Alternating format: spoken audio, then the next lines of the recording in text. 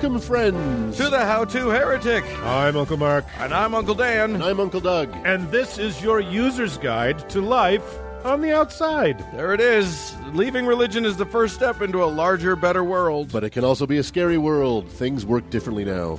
Never fear. That's why we're here. The we are your audio uncles. And with help from good friends and experts in all sorts of fields, we're going to share the stories and seek the knowledge to build a great life. After all, you only get one that we know of, so you'd better make the most of it.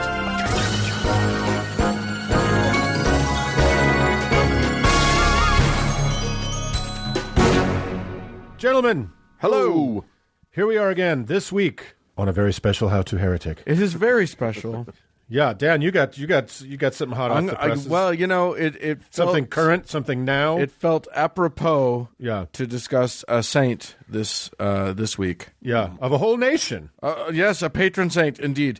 So we'll do that, and then you've brought a friend. We have a very special interview actually with our friend Marsh, Michael Marshall from the Merseyside Skeptics and the Good Thinking Society, and he's going to the Be Reasonable podcast. Oh, and the Be Reasonable podcast, and he's going to talk us off that ledge. He's going to be reasonable at us. He's going to be very reasonable at us, despite every effort to knock him off his game. So please stick around and listen to that. It's going to be a lot of fun. Yes, and let's proceed.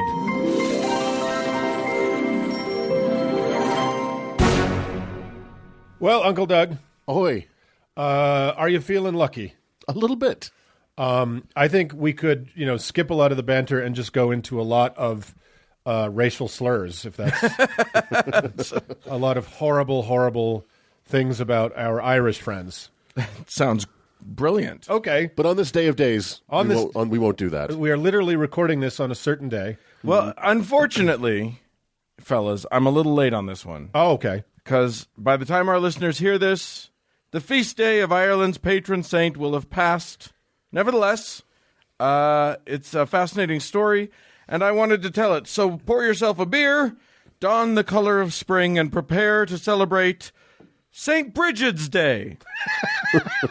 Ha! I got you good, motherfuckers! Suck it! Sons of bitch, what? Yeah, so it turns out... I and Bagora. It turns out that Ireland has 3 patron saints. Well, poor Ireland needs them. Or 4, depending on who you ask, but I say St. Brendan can go screw. Well, that's what they've been fighting over all this time, right? Whether it's 3 or 4. That's right. That was the whole IRA, the schism, yeah, exactly. The troubles. So anyway, St. Patrick is of course their most important saint, but following very close behind, probably because she's a woman, is St. Bridget. The two were contemporaries with lots of stories on how they worked together and interacted. To co-saint. Yeah, exactly. Yeah. In fact, Bridget is said to have converted to Christianity because she was so inspired by Patrick's teachings. How about that? Yeah. The third saint, incidentally, was St. Columba, who I think I mentioned briefly in episode 60 as a dude who hung out with St. Oran. Who we buried under his church in Iona. Correct. Yes. Correct. Side note, about 60% of the Christians in Ireland in the 5th and 6th centuries are now saints. It's ridiculous. Everyone I read about that wasn't a total dick turns out to be Saint so-and-so. And some of those were probably pretty dickish as well. Yeah, indeed. But yeah, like if you made a good person's bed that day, you're a saint. Right. It literally everyone that I encountered as I was reading all of this was like, it's Saint this, and then the person who poured their wine was Saint so-and-so. It's like low-budget movies hand out producer credits. Right. In lieu of pay. Right, yes. So there's 25 producers on a $2 million movie. It's the same thing. They sainted the fuck out of that place. Anyway, so here's the thing about St. Bridget. There's a very strong set of coincidences surrounding her life. And frankly, fellas, I'm not sure what to make of them. All right. Maybe you guys can help me figure it out, because it's not totally obvious at all what's going on. The crux of the coincidences is this. Saint Bridget has the same name as the ancient Celtic god Bridget. Huh. Isn't that weird? I mean, weird with so many names out there. I mean, it's not an uncommon name, so I guess it's not that weird, but there's more. Yeah. I don't want to sound like a conspiracy theorist or whatever, but St. Bridget died, and therefore her saint day is celebrated on February 1st, which super coincidentally happens to be the same day as Imbolg, a Gaelic pagan festival associated with the goddess Bridget. You're freaking me out. Very strangely, Freaking me Catholic Irish folk have long celebrated St. Bridget's Day by doing the same things that people used to do to celebrate Imbolg. Weird, right? Yeah, this is freaking me out. I mean, they added some stuff too, but it just strikes me as so unique and strange and unheard of Yeah. that the church would seem to co-opt an existing festival and change the meaning of it to suit their purposes. Yeah, I don't. That doesn't hold never heard water. of such a This, thing. yeah, this doesn't. It doesn't hold water. It doesn't feel right. No. It doesn't feel right. Anyway, another weird coincidence was that Kildare, which is the church that St. Bridget had built, had a perpetual flame.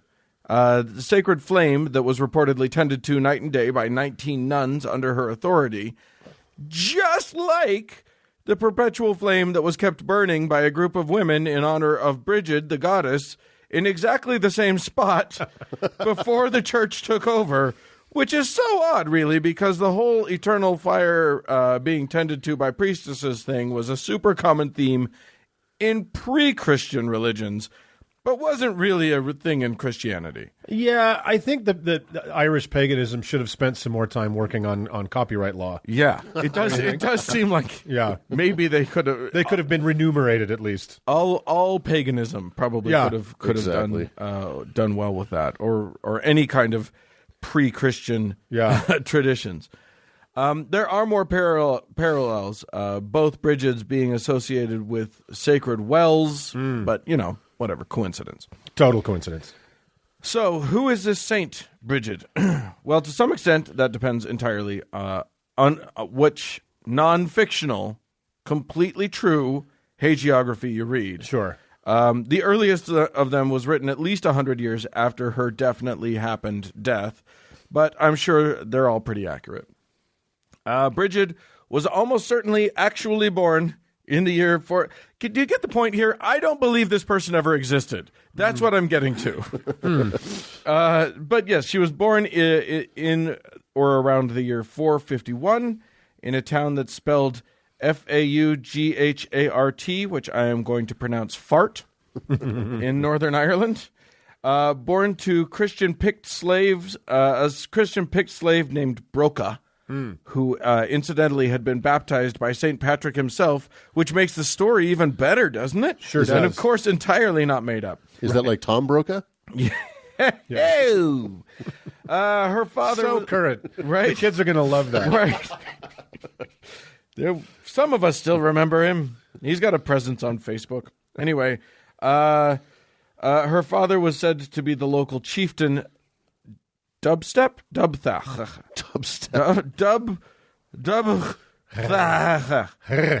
Who owned her mom, apparently. Cool. And he sold Broca to a local druid when he found out she was pregnant. Okay. Which is awesome, because then that's 2 slaves for the price of 1, really. Sure. Well, if druids, if we know anything about them, they're looking for a bargain. They are. Yeah. Is there such a thing as a Jewid? Anyway. And I'm a Wow. racist. Okay. Oh, this is the anti-Semitism episode. So anyway, Bridget's extreme holiness started early. Mama Broca apparently was not available to feed little baby Bridget. I'm not sure why. There's no Well, when word. you're a slave, you have a hard time setting your own schedule. It's true. Yeah. It's true. But when the druid, obviously impure as he was, And druids, as you know, mostly work nights. right? It's true. When he tried to feed her, she apparently puked up because gross.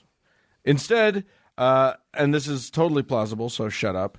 A white cow with red ears showed up, and this is all I read, sustained her.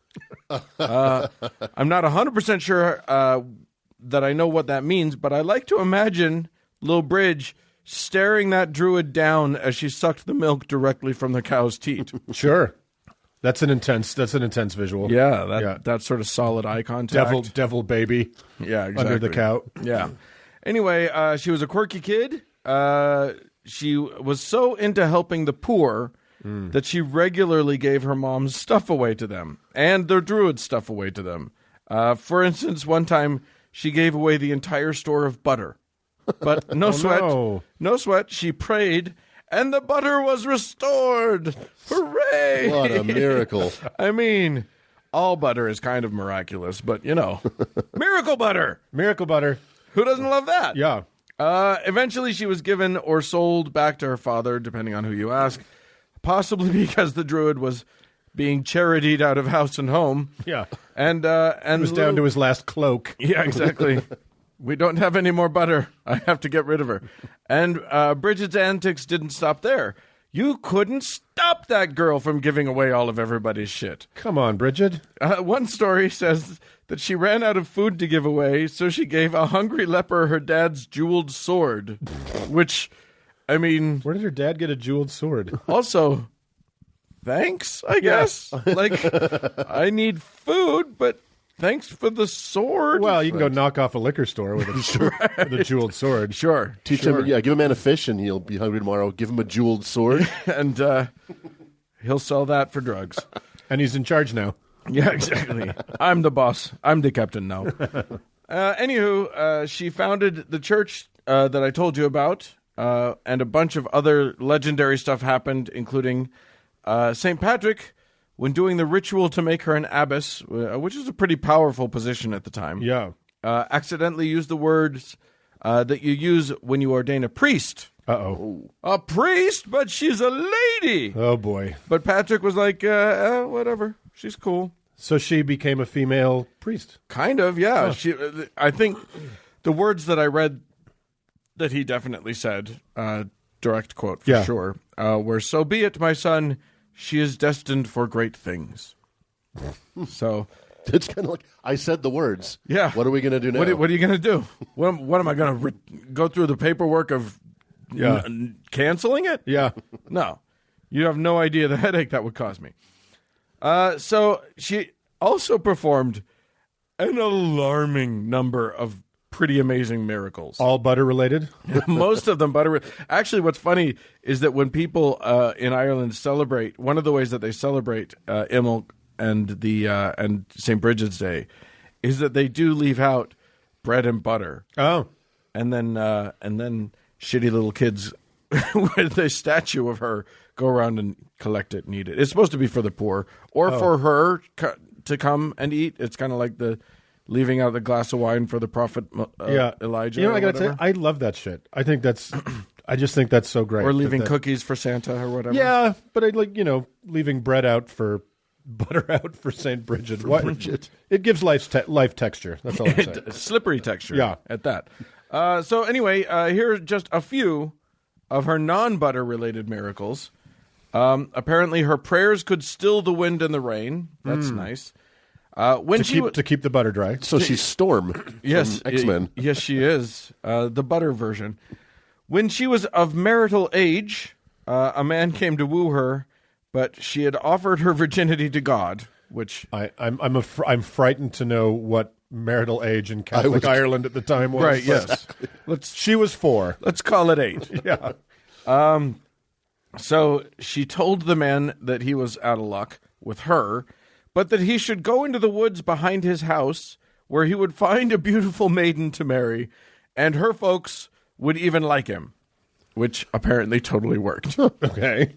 So that's a good trick to have. You want to get along with the family. Some women wear a fake wedding ring to indicate that, if you're a bartender. But how much better is it if you can just be like, go around the back of the bar. There's a lady waiting for you right now. Okay, these powers seem to be a bit disparate. Yeah. She can stop the rain, or she's kind of like Grindr. Exactly. Yeah, she can conjure butter ladies. Speaking of her being wooed, she was apparently annoyingly gorgeous, which she was pissed about. So she prayed to God to make her ugly, at least until she was ordained a nun, which God totally did.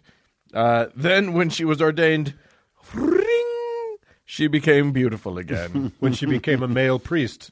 Right. She was the prettiest priest in all of Cork. Oh, Father Bridget is so hot. So anyway, one time Bridget had a headache and set out to see a doctor. This is the weirdest fucking story. Set out to see a doctor, which apparently were like several days travel. So a pretty bad headache, one would assume.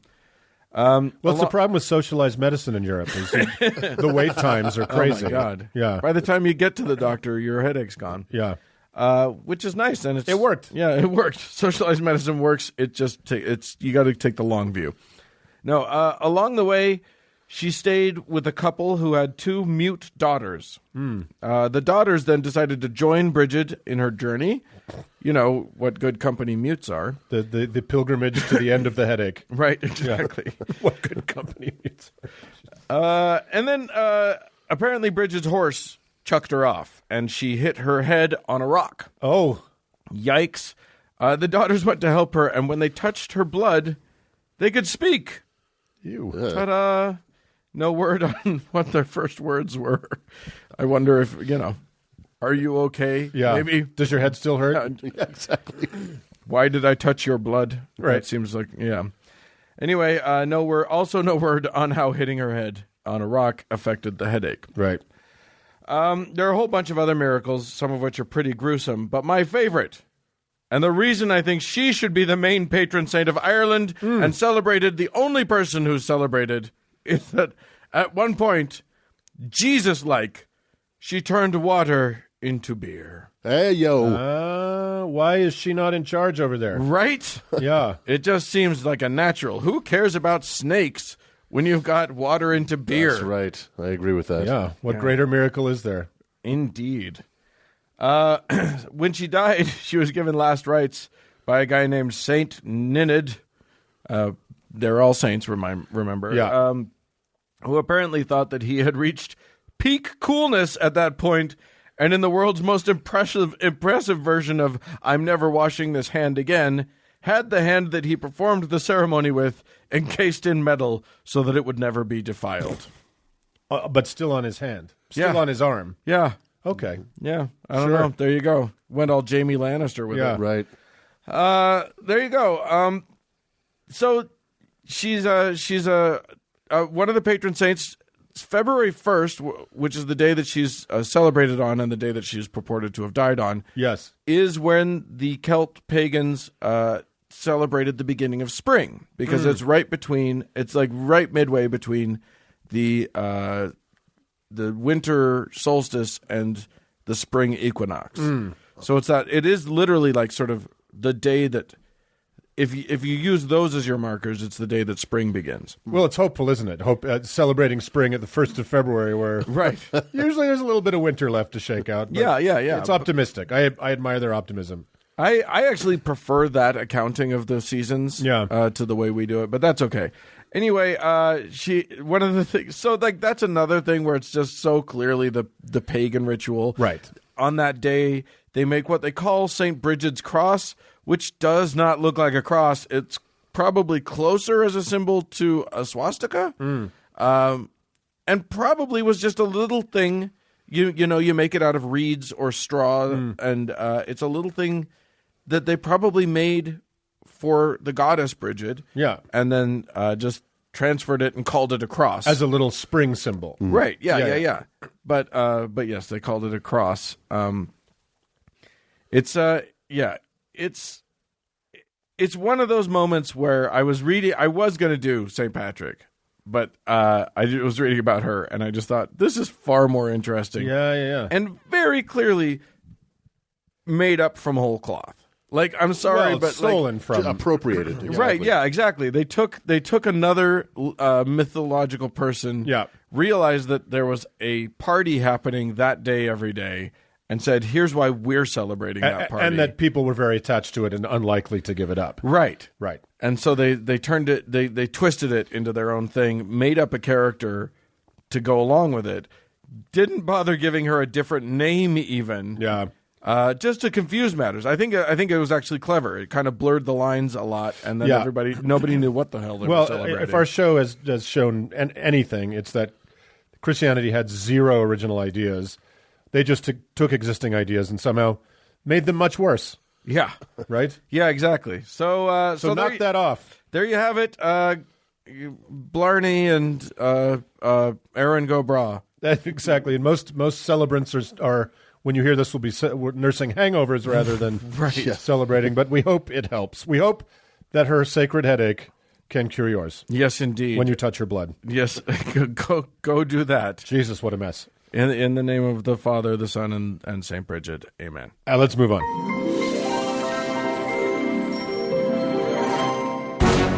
Fellas. Yes. Here we are. We're all here. We're all here once again. We're still here. And part of the reason we're here in this room is because we can't afford other rooms. Right.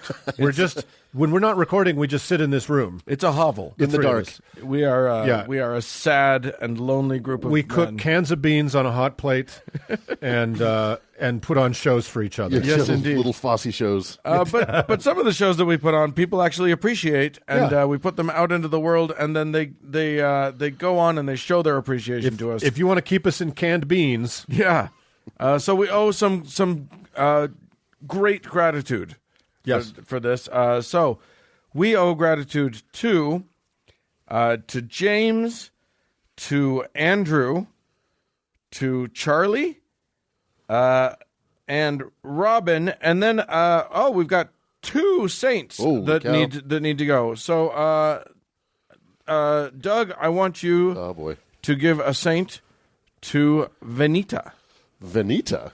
Venita, your saint is Saint Pamelicious of the Galapagos Islands. Oh, wow. She is the patron saint of phone sanitizers, yeah. flapjacks. Flapjacks? Flapjacks. Yeah. I love it. And poster refinishers. Yeah. You know what? There are moments where I'm having a lovely breakfast meal of flat cakes, and then I look up and I'm like, that poster. You need some refinishing. It's not in good shape. It's surprising the crossover in those things. Yeah. Stripped down and redone. So wow, what a grenade! What a grenade! What a grenade! What a grenade! Venita. What a grenade for Venita. That's great. And Uncle Mark, I'm going to make you do a saint for Jim. Jim, your saint is Saint Espuma of the Klondike. Right. Yeah, a very northern saint, as we all know, and Saint Espuma is the patron saint of cobblers, Sure. of peach cobblers, Right. right, and of turkey shoots. So if you need a dessert in a shoe, Yeah, then You you shoot at a turkey. yes, exactly. Then that is the person to go to. congratulations with Saint Espuma there, Jim. Yeah, you really scored. That is amazing. Yeah. So all of these people, sainted or not, went to howtoheretic.com, and they found the little button that says Patreon on it and clicked that.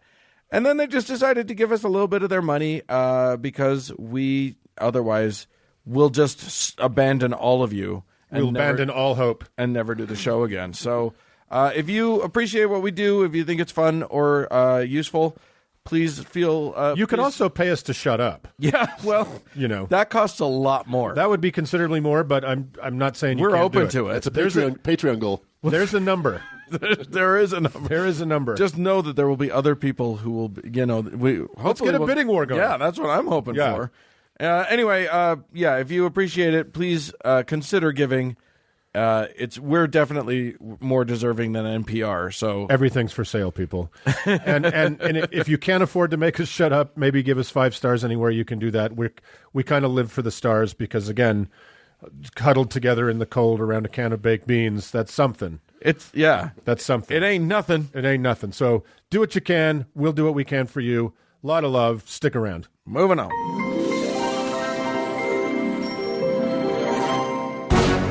Hey, Uncle Doug. Uncle Dan. You ever talk to somebody who was, what's the English word? Dumb? Most days, yeah. We you and I, we're not, I feel like I've had my fair share of people, of people who have had bad ideas and clung pretty hard to those bad ideas. That's a pretty steep claim to make here in Mormon country. Well, yeah. Dan, so. But I do think that that there are those who are more experienced at such things and far more patient than we. And Uncle Mark has brought on as someone who can help us. We have a very special guest today. We have a fellow named Michael Marshall, who is the vice president of the Merseyside Skeptics Society and project director of the Good Thinking Society, which sounds like something John Cleese made up, and co-founder of QED, which is the real cat's meow of skeptical conferences. So I'm told, but the real reason we invited Marsh here today was to explore his burning hatred for humanity as expressed through his most excruciating podcast, Be Reasonable. Michael Marsh, welcome. Welcome. Thank you so much for having me. It's always nice to be able to talk to people who've made it through at least an episode of Be Reasonable without going too far off the rails to a point where they can no longer functionally speak or put language together. Well, I'm not saying that's not the case here, but, Marsh, on our show, among the many things we explore, we have a segment called Watch Out for Woo, where we report on various insanities and pseudo-religious scientific oddities, but from a distance. Your show, however, is a horse of a different color entirely. Yeah. You talk to the most moonbat practitioners on the spectrum of quackery directly, and somehow in all your shows, I've never heard you shoot yourself. Why is that? Is it because guns are hard to get in the UK? Yeah, that's trickier. That is specifically the only reason. Yeah, absolutely. No, I find it really fun to talk to people who are wrong. I've been doing this for a long time. I've been involved in skepticism for about 10 years. And across that 10 years, I spent a lot of time going to like mind, body, spirit festivals and psychics and have my palm read and all this kind of stuff. And I just really love to be in a room where people are explaining bad ideas that they truly believe and then try to figure those out. So yeah, it's really fun for me to have a conversation with somebody who is a strong proponent of a particularly bad idea and then see how we can navigate our way through it kind of and understand as much as possible about them without losing your temper or losing politeness. Yeah, I have a weird thing for it, but I really do enjoy it. Well, you do. You have the patience of Job on that show. It's quite remarkable. So tell the listeners about what it is you actually do on the show. Yeah. Yeah, so the idea of the show really is all of us will encounter these bad ideas often, and the more you're involved in like atheist, skeptical kind of circles, the more you'll hear about these different ideas. But when you see them from a distance, you don't necessarily get to understand what the full information is about them, what someone who believes this idea actually thinks. So and if you do ever get to talk to someone who actually believes in it, a lot of people, that conversation tends to be, well, you're an idiot, you're wrong, or here's all the reasons that, even if you're going to be more civil about it, it's very much here's the reasons why you're right. Let's have a debate about this. And what you tend to get when you have those conversations is you get the debating side of that conversation. You get the debating side of that idea. Right. You don't get the promotional side of that idea. Right. So really the idea with Be Reasonable is let's hear what people say to people to convince them that this is a good idea. Let's give these people the space to breathe and the space to expound on their views a little. And I'll push back and I'll be a little firm in places, but I'll let a lot of things pass because I'm not there to offer a counter argument to every point they raise. I'm there to draw out really as much as possible the reasoning behind their ideas, the logic behind their ideas, and then how they deal with things that I consider to be challenges to that logic, things that I think show the idea to be false, how they deal with that rather than how they just bat it back in a debate. So yeah, it's a show where for about an hour you'll listen to someone be wrong about lots of different things, but we'll try and understand and try and hear why they're wrong and see if we can understand what got them to that wrong position. Because I think the next time you're talking to someone who believes it, you'll see that pathway. It is pretty amazing. Every episode has not just one, but as you say, just a catalog of bad ideas. Yeah. That that spread well beyond the scope of where you think something's going to go. Like, yes. The bad ideas, they start with the flat Earth or Wicca or whatever, but it goes so much farther than just that. It's never just the thing. No, I agree, and I think so often when people talk about the flat Earth, and this is obviously something that's kind of become in vogue in the last, I'd say, 4 years, 3 years, something like that. Flat Earth has kind of got a lot more prominent, but I've been looking into it for like 6 years and talking to flat Earth proponents. But when people first encounter the idea that there are people out there who believe the world is flat, first of all, they say, well, they don't really believe that. Every single person who says this is just mucking about. They don't really believe it. And that's because they've never spoken to someone who believes it. Right. When they accept that people actually believe it, they'll say, yeah, but this is because they are scientifically ignorant. They're rejecting science, and that's their motivation. That's where they're from. This is a failure of science education. And that's also an ignorant position, because when you actually talk to people who really believe it, you see that it's not just that they think the world is flat, but they think this whole host of other stuff as well. And they didn't get there because they devalue the process of science. They get there because there's some core identity issue for them, that flat Earth, it's a scratch that it's an itch that flat Earth scratches. Yeah. And so I think, yeah, you don't just get these single ideas in isolation. They do so often come with a raft of other stuff, and so many different ideas. They overlap in their genesis. They're all, I think, for a lot of pseudoscientific beliefs, they're symptoms of the same kind of processes or flawed processes. Well, that was going to be one of my questions for you, which was, what percentage, it's hard to say exactly, but how many of these people do you think earnestly believe this stuff, and how many of them are just being provocative and weird and trying to freak out everybody in their lives? It sounds like you think they actually believe this stuff. Do you mean on flat Earth, or just more generally? Yeah, more generally, in Be Reasonable. Like, I know you have a lot of flat earthers that you've spoken to. I think most of the people, if not all of the people on Be Reasonable, have probably believed it. There's a couple of kind of caveats I'd put into that, or asterisks I'd put into that. There's a couple of people who are... there's a chap I spoke to who was a supplement salesman who at one point was actually on Interpol's most wanted list and had to sort of flee the country to go abroad. Holy shit. And I didn't get a sense that he really believed all the stuff that he was saying. There's another chap who believed he'd seen heaven, had come back. Right. And there was enough biographical details. If you looked into, he was a surgeon at one point. If you looked at a lot of the details of how he left several different hospitals under a bit of a cloud, he seemed to have a history of retelling his own story in a way that covered some details and invented others. Sure. And I don't know necessarily that he believed it for the best-selling book that he was touting on his tour. But I think the rest of them, I don't think I'd have them on the show if I didn't get a sense that.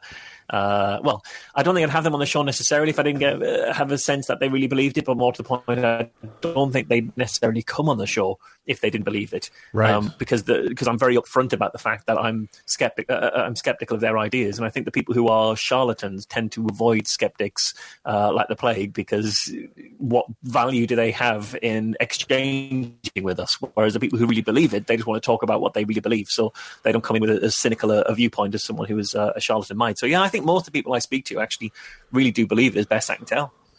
Have you found any commonalities in all of these conversations with what leads these people down? We talked about a catalog of bad ideas, one to the other maybe, or is there a common thread for all of these people to believe these screwball things? Is there something you've kind of witnessed or noticed or... Yeah, I'd say there are definitely some commonalities. Really is the value they place on personal experience. That seems to be something that just comes time and time again, is that I know because I had this experience. I was going through this time in my life. I tried this thing, and this thing was a revelation to me. And that might be an alternative medicine thing, might be the various people I've had on who profess to have psychic abilities. I think that the majority of those that I've spoken to, again with some caveats, believed that they were psychic. There was one or two people I had on that I was pretty sure knew they were full of shit. And there was one I interviewed in a previous show that I did, and we reused the audio. We reused the interview once we did Be Reasonable, because this was a psychic that I first started speaking to, and she said she was very ethical. She'd never get involved in police cases. She'd never get involved in a missing persons case unless the family really asked her. She wouldn't give them any information they weren't specifically asking for. And then we found years later she was doing a show called the Death Row Psychic, where she would go to the death row and and connect them with the ghosts of the people they murdered. Oh my God. Like, this is not ethical at all. And so we re-released that audio, and it just really goes to show that I don't necessarily think she really believed what she was doing. And in that show, she actually did a live psychic reading for me and my co-host. And she said, so do you want me to do a reading for you? I said, I'll do a reading for you now. And I was co-hosting it at the time with Hayley Stevens. And I said, well, do you want to do a reading for me or for Hayley? And she said, well, I'll do it for both of you because I can tell that you're sat next to each other. No, wait, you're sat opposite each other. And I said, well, I'm in the north of England and she's in the south of England, so there's about 400 miles between us. But she might have been right that you were facing each other. you don't know her. Seriously opposite. True. And just the whole interview, the whole reading nosedived from there, and it's worth sort of digging out. As Vicky Monroe was the name of the psychic there. But I think the people who really believe it, it's all about personal experience in a lot of ways. It's like, I had this experience, and this really showed to me that it's true. A lot of the other commonalities, I think in many ways it's kind of the issue of our age to a degree, is conspiracism, is a tendency to believe a conspiracy and to forward a conspiracy. And I think this is something that really have to figure out how to take the wind out of, how to sort of deflate it at the moment, because I don't know that we're necessarily well equipped for explaining and debunking through a conspiracy theory. And yet we see conspiracy theories now Facebook without someone saying there's a conspiracy about this cures cancer, big pharma suppressing that. Did you know the government actually did 9/11 / fake the moon landing / all these other things? Conspiracy is everywhere. Yeah, and I think more and more I see that be reasonable. I think we're losing the war to that right now. I think that and I don't know if it's social media or what it is, but it's such a difficult mindset to challenge, because of course in conspiracy theory everything that is proof against the conspiracy is proof for the conspiracy, right? There's just no way to I think we are losing the war, but I think we are losing the war. But I also think it's because we didn't come armed for this fight. And I sort of think if you look back at the history of kind of skepticism or activism against pseudoscience, for a long time, pseudoscience in large, in broader society was all UFOs and psychics and Bigfoot. Right. And so we had in like magicians to debunk psychics. Right. And then everything took a turn for the alternative medicine, and magicians just weren't able to cut it when it came to explaining why a particular alternative medicine thing. They upskilled as a community with a load of doctors and people who had medical training, research background. But now pseudoscience has morphed again into this conspiracy world, and I think we're still in a place where we're mainly in that alternative sphere still. We have a huge amount of sort of scientific talent in the skeptical community, but we don't necessarily know what talent, we haven't identified what skill set we need to be able to debunk conspiracism in the same way. And that might be more about philosophy, counter-rhetoric, communication skills, the way to get very quickly to why this is a particularly bad argument and sell that answer back to people, to explain that debunk back to people in a very approachable way, rather than saying, you just made an ad hominem fallacy, so you're wrong.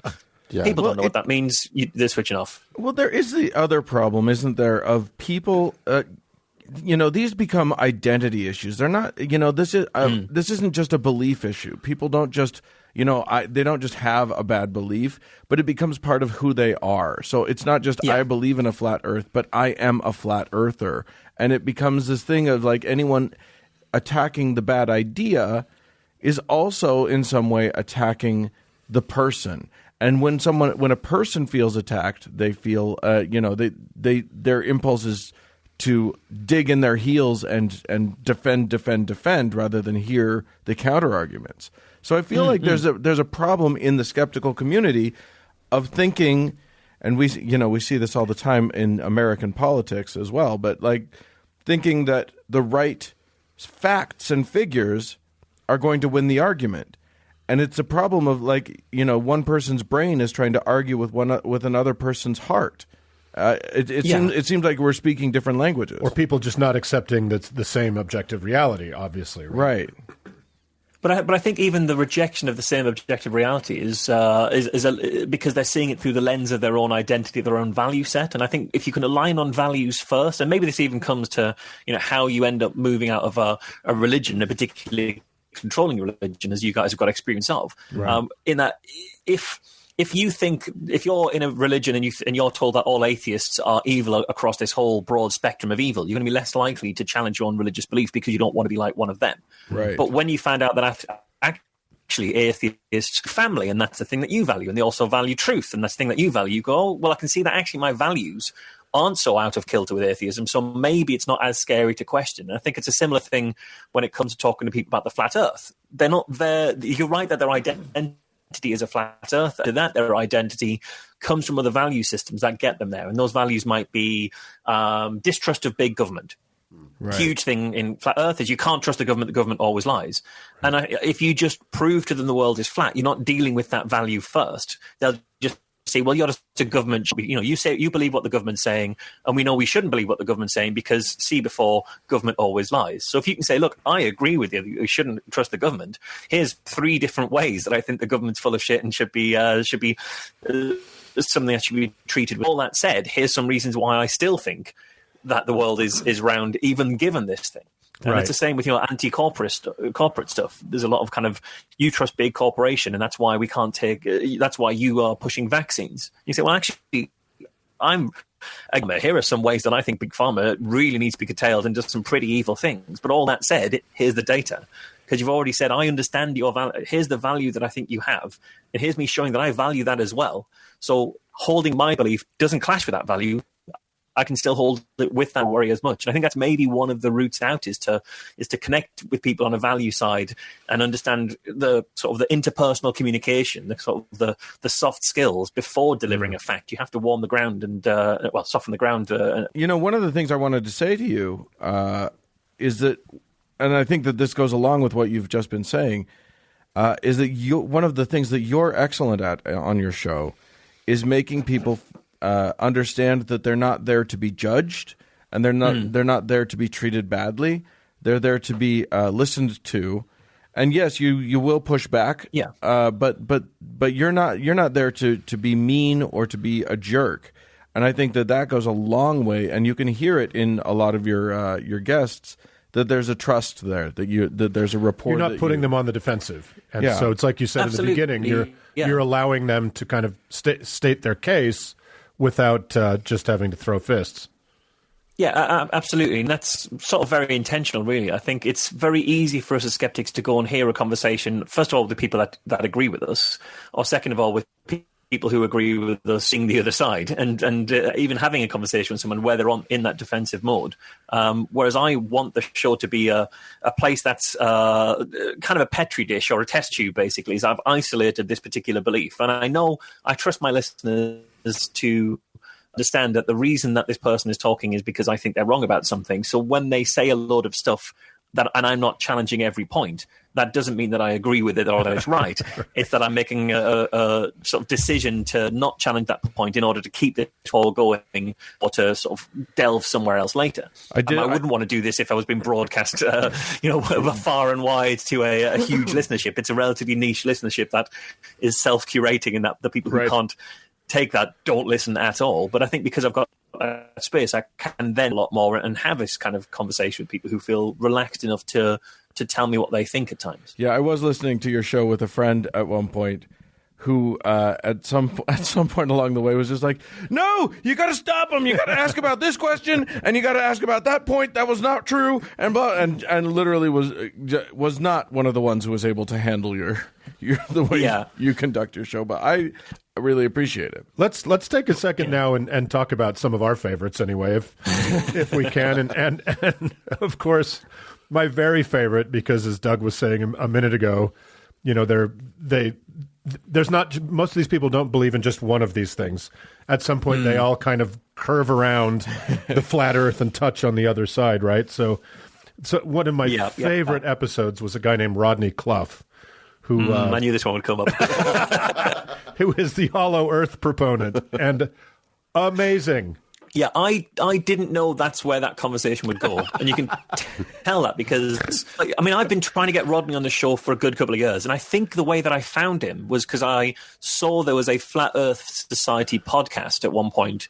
And the second episode was the Flat Earth Society interviewing a hollow earther, which is a great listen, a genuinely great agree. Even though their worldviews are completely contradictory, they didn't disagree. They just pointed out all the ways that the official story was wrong, and that was about it. So I thought, we'll just talk Hollow Earth. And that's why the first 20 minutes we're talking about, well, how do you know for certain how you think it can't have been a superior mirage when people saw a city in a place where the city was too far away to see? Well, you think that this was a projection out of the center of the Earth? Well, what's the limit on a superior mirage? And tried to talk optics, tried to see how far the center of the Earth will be able to go, and tried to talk through the hypotheticals of that. And we spent about 20 minutes on that. And then the conversation starts going towards the people who live inside the Earth and the sun that's inside the Earth, that's the source of all the heat. And the fact that the center of the Earth is where the Nazis escaped to in U-boats or in spaceships given to them by the people from Venus. And I thought, God, I wasted 20 minutes talking about superior mirages. I could have really got to this bit. It was awesome. I swear to God, you should start your show by just saying, okay, look, this episode is going to end with you saying something about the Jews. So let's just get that out of the way. And then you can talk about the flat Earth the rest of the time. Because I didn't used to be that way. I used to talk to dear old ladies about why they think they're psychic, and now it's just like, oh, so you're an anti-Semite, are you? Tick, add that to the list. Oh my gosh, that's amazing. He was amazing. And then, of course, one of your more recent ones, which was really a tough listen, was Jared Taylor. White identity advocate. That was a very tricky one to do, and I had to weigh up. I spent a lot of time weighing up whether to even do the show. Yeah, I didn't hear that one. Who is this? So this is Jared Taylor, who runs American Renaissance, who describes himself as a race realist, but is very clearly a white supremacist, white nationalist. I think he uses the term white nationalist as a positive. Yeah. And he was laying out all the reasons why he thinks that America needs to be, if not fully a white ethno state, then be separated into a white ethno state and everybody who doesn't want to be in a white ethno state. A couple of days after an awful tragedy and a terrorist atrocity in New Zealand, in which the guy puts out a manifesto explaining why he did it, and there were a lot of read across. There were a lot of commonalities between elements of that so-called manifesto and the thing Jared Taylor, reasonable face and reasonable voice of white supremacy, was saying on the show. And that's kind of the reason that I decided to do the show, not knowing that this manifesto is there, but knowing that the people who are out there espousing these views not in a respectable face kind of way, they're using the rhetoric of people like Jared Taylor. Right. As their reasoning. So he is radicalizing people. And when you listen to him, some people would say, well, his tone is reasonable, but some of the things he's saying sound like they might have a kernel of truth to them, of course, until you really examine under any real scrutiny what he's saying.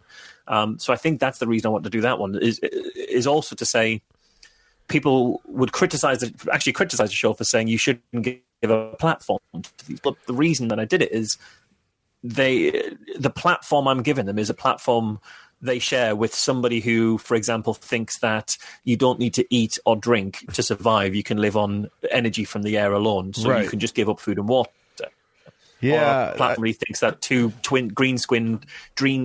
green-skinned children were beamed from the future to a small cave in Wiltshire in the 15th century. That's the platform you're on. That's the platform these ideas deserve to be on. Right. Absolutely. I love that grouping. That's a clever way to think about it. One of my favorite episodes that I listened to, not because it was super wacky, was a woman who practiced Wicca. She was a Wicca priestess, and she was kind of semi-notorious because she would, try to cure your computer of its viruses using crystals or whatever.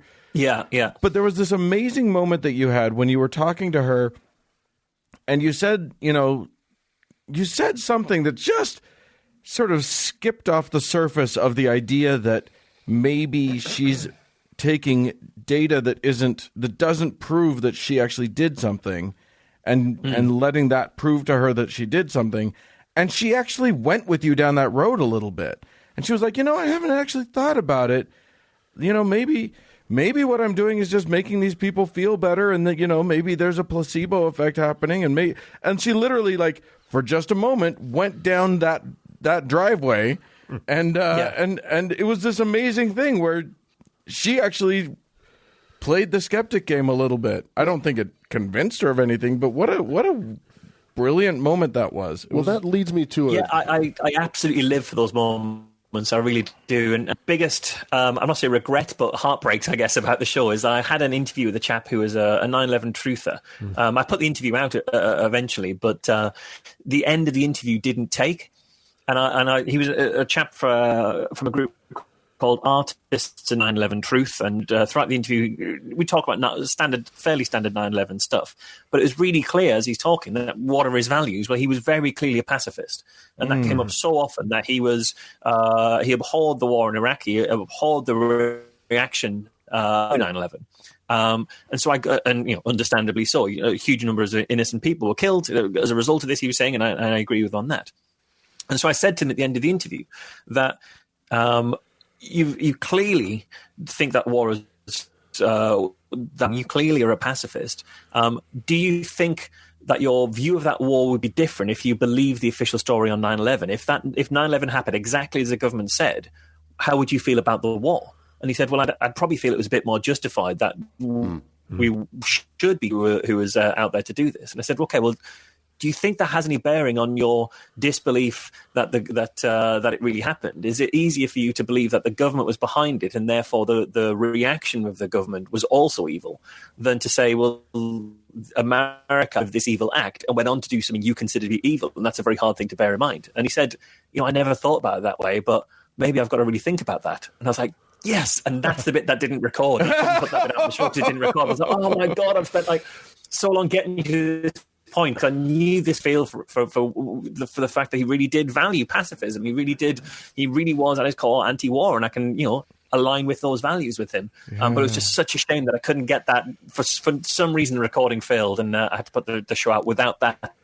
That kicker at moments where something shines through. They have got a rapport because they trust where the conversation's going, and they don't feel like they're being attacked. They feel like they've got the space to explore their views. And if you do that, I always say, when you attack someone, they just put up their defenses and it's like they come up and, they just give you the same answer they've given everybody who's ever attacked them before. And then you get nowhere. But if you ask them, could you explain a bit more about that? Could you help me understand this bit? The castle gate comes down and you get to go in and you can wander around the maze of their ideas. And if you do that with and enough kind of gentle nudging, you can get them to take a left turn that they've never taken before. And they're confronted by this wall in the maze that they didn't know was there and don't know how to get past. And that can be a really interesting part of the conversation if you can get there. But it's only if you have this rapport can you even begin to do that. Totally. Yeah, it's like a moment of denouement is possible if you if once they've gotten past, and it was the Jews. After that, you can get to a moment of self-reflection, right? Yeah, and once they've stopped thinking is a shill for the big conspiracy who's just trying to show everyone how gullible I am, or trip me up, or make me a fool, or something, or shout at me. Once they know that that's not what you're trying to do, you can relax into the conversation. And it does mean letting some things pass. So they might say something horrible about Jewish people, and I'll go I'll bite my tongue on that one, because otherwise the show's just going to be another exploration of anti-Semitism. Right. But you can take them in unusual directions that I don't know whether it's ever changed anyone's mind that I've spoken to, but I think there are certainly people I've gotten to ask themselves a question they've never asked themselves before. Sure. And I don't know how easily they're going to answer those questions. Well, I mean, the one thing that has become clear from all of your episodes is that you are the Illuminati's most clever agent. It's very... Yeah, and I know you probably absolutely. You probably have to get to synagogue soon too, so we should probably let you go. But well, I think that's a great place to leave it, right? With a little sting of anti-Semitism. Yeah. Always a good denouement. It wouldn't be reasonable without it. Right. So, Marsh, tell the people where they can find you and all of your good work. Yeah, well, wherever podcasts live, just look for Be Reasonable. You can find it on the Merseyside Skeptics Society's website, which is merseysideskeptics.org.uk. And my day job is an investigative and an activist skeptic working for a skeptic all about the stuff we've been doing with there at the Good Thinking Society's website, which is goodthinkingsociety.org. Great. Excellent. Well, thank you for doing the Lord's work. And anybody who does not have enough head dents in their desk, please go ahead and listen to Be Reasonable and in air quotes, enjoy it. So, Marsh, thanks so much. Absolutely. Thanks so much for joining us. Thanks a lot, guys. Anytime. It's been a pleasure.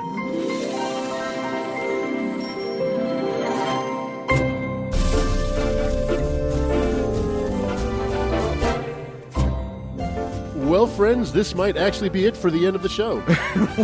We'd love to hear from you. Send an email at howtoheretic.com. Or if you have a hollow head on a hollow earth, you can leave us a voicemail about it at 90388 How-To, which is 903-884-6986. I'm also on Twitter at HowToHeretic. Yeah, thanks so much to our patrons. We love you.